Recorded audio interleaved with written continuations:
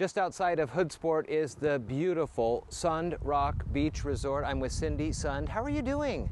I'm doing great. Thanks for having me out here. Of course. This is a beautiful place. It is. Spending your family for, well, longer than Washington has been a state, right? That's correct. About 11 months prior to statehood, Washington State. How did the family get here? My family originated in Norway and just coming for find a better way of life. My great-grandfather was a merchant mariner and story goes he was offloading a ship or having a ship offloaded in San Francisco. Rented a little schooner and decided to explore a little bit.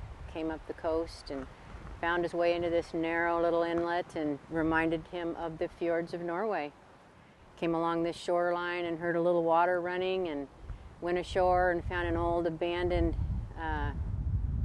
trapper's cabin probably at the time. Wow. And found the county seat in Seattle at the time and staked a claim. And they built Sund's Resort on that property and homesteaded about 2 government sections here. This is amazing, and it's interesting that you mentioned Norway and the Norwegian tie-ins here, as we are on a fjord. Correct. That a lot of folks may not be familiar with the fact that the Hood Canal really is a fjord, and you've checked on that too, right? Yeah. Back in the day before the internet, I was hell-bent that it was really a fjord and not a canal. If you look up the definition of canal, it just doesn't fit. Right. So back in the day before the internet, I wrote a letter to National Geographic, which at the time I thought was a pretty good resource, and they wrote back immediately, indeed, Hood Canal is a fjord. It's one of the only 2 in the lower United States. They talked about the depth and how long it was, 63 miles long, and then they proceeded to ask me if they could use that question in their new series in National Geographic called Ask Us. Uh-huh. And somewhere, I don't know, late 90s, mid-90s, there's a little inset with the little diagram of Hood Canal. Is Hood Canal really a fjord? And anyway, so that was my proof I'd carry around for a while and show people. What a great story. I mean, as we're sitting here, just out looking over the water, it's, a beautiful sight. And as you mentioned, you've had campers here over the years. And now as you see behind us, the glamping cabin is up. And talk to me about how this kind of came about. Well, I just feel a real responsibility to be a steward of this property. Obviously, the homestead is not 2 government sections anymore. It's gotten smaller in terms of land acreage, but this is still part of the original homestead, and there's family homes on it that have been here since the beginning. I personally live in a little cabin just over the bump there, built in the 20s. It was the first structure on the property. And my parents built their retirement home here, and subsequently cousins have built their houses down on that property. And my parents' wish, their wish is that this property remain in the family for as long as possible. So when they moved into assisted living, and I am their trustee, so it was sort of my responsibility to sort of make sure that happened. Mm-hmm. So I started this business, divers, glamping, trying to make the property help subsidize property taxes, keep it going, the grounds, and all the expenses that go along with owning a piece of property. And then if need be, kind of help with my parents' assisted living. So it's working out really well so far. I mean, it is a beautiful piece of property. I love being able to maintain it for family, as well as we've really developed a kind of clientele that comes to the glamping and comes to the diving that respect the property. They don't hunt and spearfish anymore. It's all an underwater preserve, so there's organisms down there that are unique and special. GPOs, Giant Pacific Octopus, is a big draw. The wolfeel population is coming back. The lingcod, the rock cod.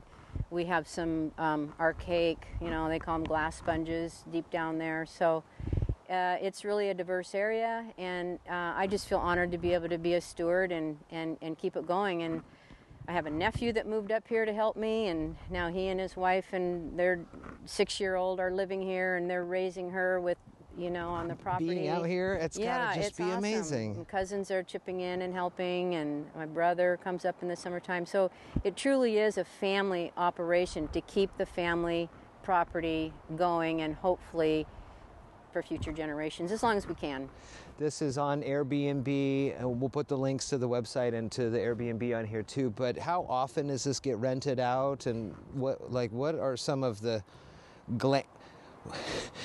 if you're in the glamping category, what do you have to provide to the folks? Well, I think the range for glamping, read the descriptions carefully, because I used to provide a lot more than I do now, but when COVID hit, I kind of had to dial it back. Sure. Just to be safe. So I provide a queen-size bed. It has a cover sheet on it that's sanitized and whatnot. I provide water from our family well that's fresh every time a glamper comes.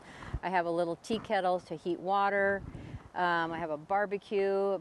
We have a propane gas fire pit. We used to do a live fire, but with the fires and risk and stuff, it just seemed to make sense.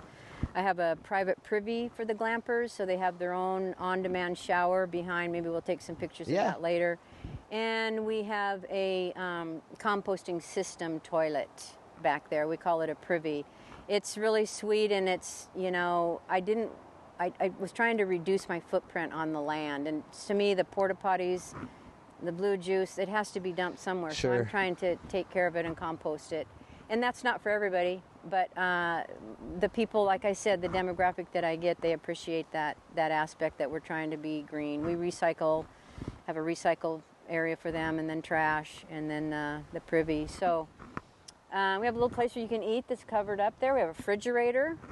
It's totally wired inside. There's lights that you can turn on. There's little electric ports by each bed where you can plug your phone in, phone chargers. So we're kind of modern, but kind of, you're in a tent. So just minutes from Hoodsport, you can go to the IGA in there and stock up as well. There's some great places to visit and eat when you're here exploring. What's the season like for the glamping? Well, that was kind of an experiment, when would people want to glamp? So we've this is our 4th year. We open it about mid-May, depending on what the weather's doing, and then we close it mid to late September. We take it all down and stow it away. I tried leaving it up one year, and every time the wind had come or the snow or the rain, I was like panicking. Oh, I wonder if the tent's still up. Sure. I wonder if the tent.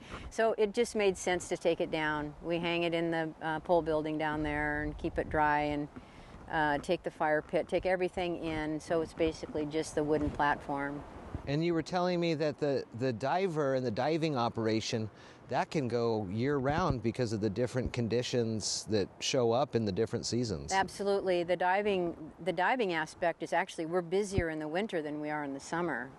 The water, when the temperature of the water drops, you get less plankton blooms, so your visibility is better. And so, like November, oftentimes is our busiest month. It's unbelievable. So it's really a great complement, because we're busier with the glamping in the summer, mostly weekends, but we are open midweek. But the diving is year-round. And folks can reserve and rent this out, so it's a kind of a private for them, or groups can come down here, things like that? Right. We've started to have a lot of demand for a dive shop, like say in Seattle, or a dive company that does tours, where they will ask to rent the whole dive site for a day privately, so they can bring their group or their VIPs or their students or whatever they happen to be doing. Some people do it as shop dive for their employees. So we will have you have a private opportunity to rent that for the day, and we have a lot of takers on that. They can rent it. They just can email me, or they can go on the website and email me through there, sundrock.com. Or you can also make an individual reservation. Go under the reservations tab, and you pick your day and your time, and you prepay. And that came about because of COVID too. We were trying to keep the gathering, of registration and all that, to kind of stagger it.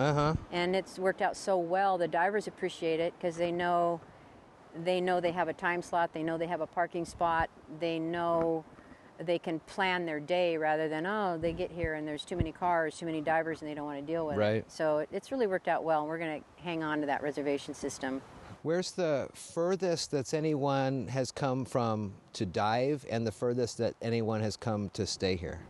The furthest for the glampers, I've had them from New York last summer. I had some folks come from New York, and they read the description. They needed to bring their own bedding, etc. And they emailed me and said, "Hey, we're flying in. Do you think?" And so I provided the sheets and the blankets. And the Sure. dishes. I went ahead and provided it for them, and that was great.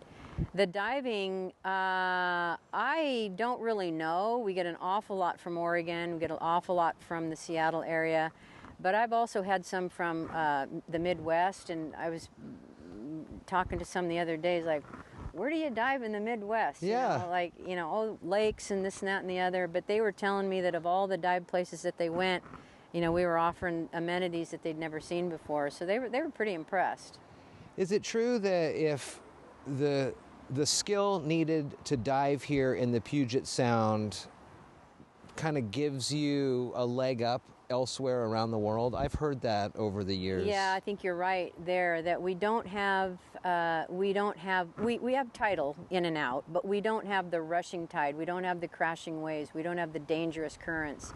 So in that aspect, Hood Canal is a pretty benign, pretty safe area to dive, and I think that is definitely a draw, particularly for classes. Sure. We'll get a regular group from like Salem Scuba with their classes doing their open water, and I think it's because of that reason. There's interesting, cool stuff to see without the risk. Yeah. Cindy Sund here showing me around the property. You can find out more, sunrock.com. We'll again put the links here. It's a whole experience, whether you want to go in and stay the night in the glamping tent, or you want to head out onto the water for some diving. It is all available here on just a beautiful piece of property. Thank you for having me out here. Thank you, Jeff. Thanks for being here.